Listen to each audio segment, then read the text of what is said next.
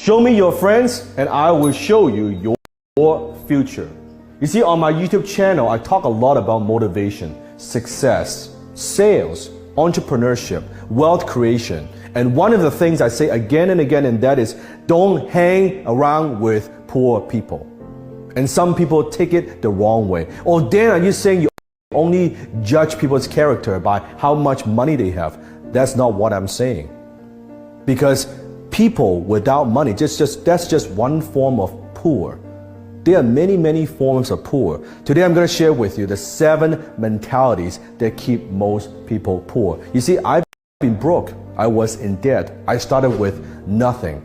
I wasn't born with a silver spoon in my mouth, and I created all this from scratch. So I knew what it's like not to have money. So as I teach you these 7 mentalities that keep most people broke and poor, I want you to comment below, how many of these do you have? How many of these do people around you have, and what are you going to do about it? Number 1, poor in spirit. Do you know people who walk around all day, they just look defeated, right? They are saying to you, why bother trying? They have lost hope.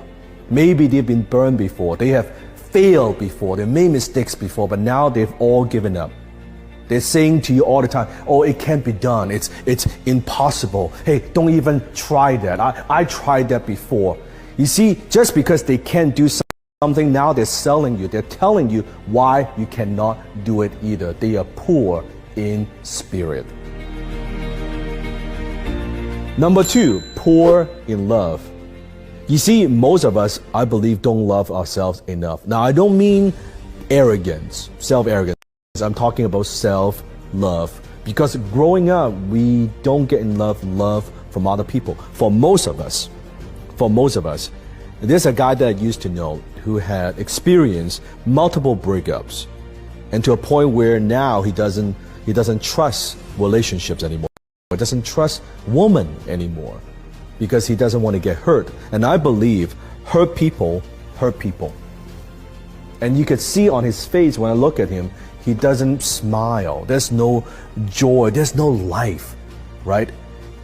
Think about it. If you have given a choice, if you could have $1 million for the rest of your life, you have $1 million, but in exchange, you could no longer have intimacy. You can no longer have relationships with anybody else. You can no longer love.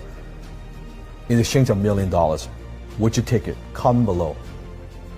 You wouldn't, because life without love means very little. And how could you give